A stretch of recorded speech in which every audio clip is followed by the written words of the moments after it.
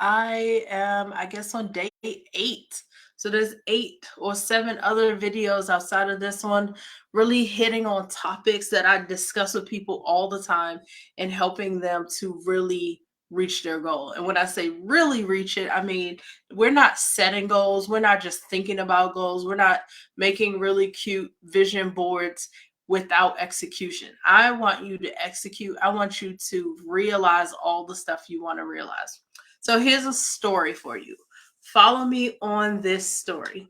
Let's say there's a little baby. Now, my kids walked early. So my daughter, my youngest, she was walking, like fully walking at 10 months old, which was terrifying because she was a teeny tiny something. And I was like, oh my gosh, I wanted you to be bigger so that you can't fit into little small spaces that you can now almost run to, right? So imagine a little baby deciding that they are going to walk by 11 months. Now, I think the average is most kids walk about 1 years old, but this kid, they're a baby. They're like a high achiever. They're ready to walk at 11. So let's say 10 months rolls around and their legs aren't strong enough or whatever it is, and they can't do it yet. Like they can stand, but they can't walk. And so once 11 months hit, oh my gosh, they still are not walking. They cannot get this thing down. What is this little baby supposed to do? Now, for all of us, this story sounds really crazy and ridiculous. Like, of course, you just learn how to walk. Like, who told you were going to walk at 11 months? Some babies even take up to like almost a year and a half or like several months after their first birthday before they walk. But why quit? Why quit on the goal? It's something you're going to be using for the rest of your life.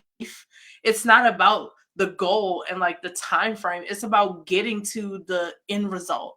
So, in the case of the little 11-month-old, imagine that they just said, "Oh, I suck.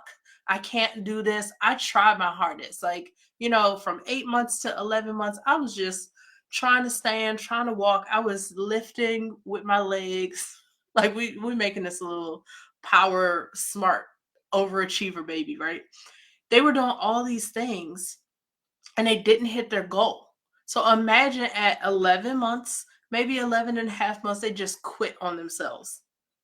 What if they were only, which is likely, they were only a few weeks away from seeing the result? They had already built the momentum, but because the time frame ran out, they just quit on themselves.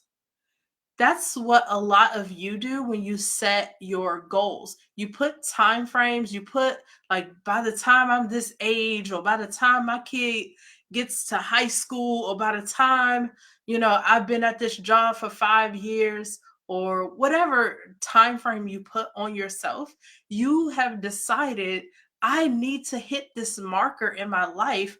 Otherwise, like there's this huge feeling of failure for you.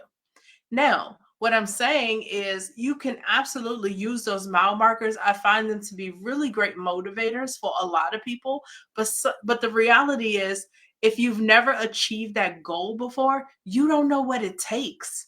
You have no idea how long it's going to take you to write your first book. Maybe even write your second book. Maybe the first time you self-publish, now you're trying to get a publisher. You don't know what that's going to take. Isn't it better for you to stay on the path until your book is done versus just, oh, I was supposed to get it done in 2022. So since I didn't, just forget it, computer closed, done. So today I'm talking about committing to finishing. Set a goal because you want to see the result. A lot of us, when we set those goals, especially at the beginning of a year, they're lofty. They're like, yes, I'm getting this done. I'm giving myself 12 months. This is the time frame. I'm doing it. I'm going all in. Wonderful. A lot of things can be achieved in a 1 year time frame. But if you start, or if life happens and things get in your way, or you realize while you're on the journey that, oh my gosh, this is going to take way more than I wanted, or you know what, I see a path to bestseller. So I want to pursue that. That's going to take me a little longer. I need to have my book finished, have it professionally edit, do all this stuff, and send it to multiple book clubs so that I get all those booms of reviews immediately once my book is launched. There's steps and process that you probably had no idea about when you started. So, what I'm saying is, I want you to be committed to the result. I don't want you to be the 11-month-old baby who quits on walking, because then what? You just won't walk for the rest of your life.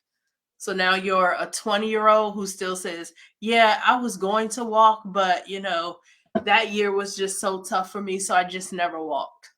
Like, that's literally how you guys sound when you talk about the things that you didn't accomplish, because one year, lots of years ago, you had a rough time.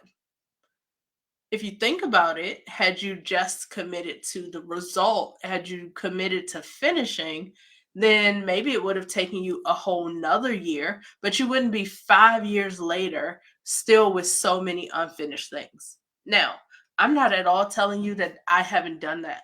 I have tons of journals behind me. Like, this whole bookshelf is full of stuff that I have written over the years, and like, oh, I want to do this, I want to do that. But what I did is prioritize what I wanted to do and how I wanted to spend my energy.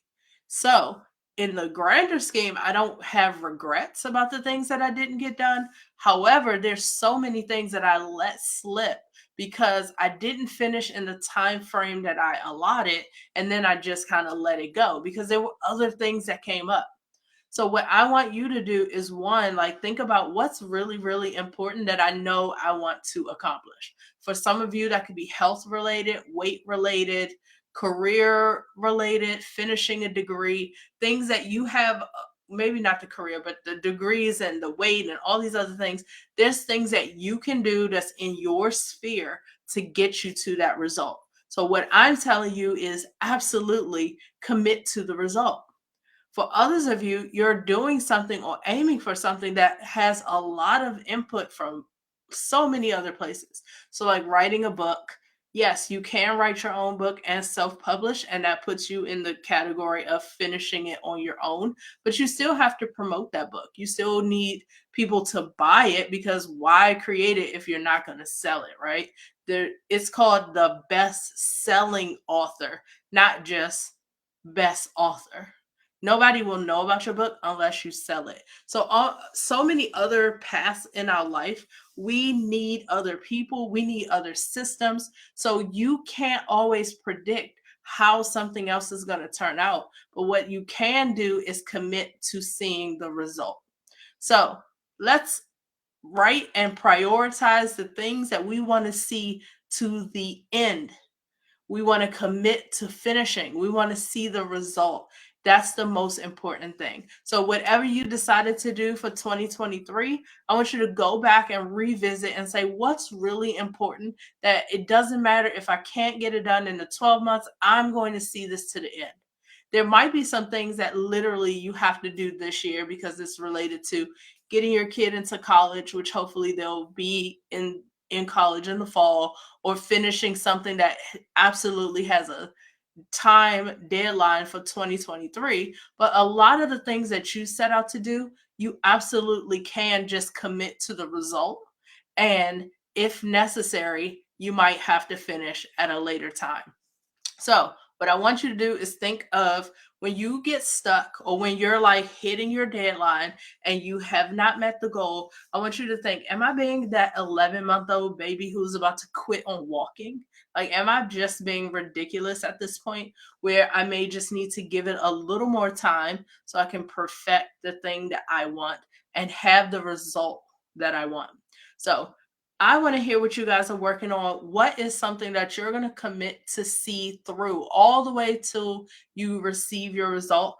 Drop that in the comments. Let's cheer each other on. Maybe you'll find someone who's working on a similar project, um, and y'all can connect, be accountability partners.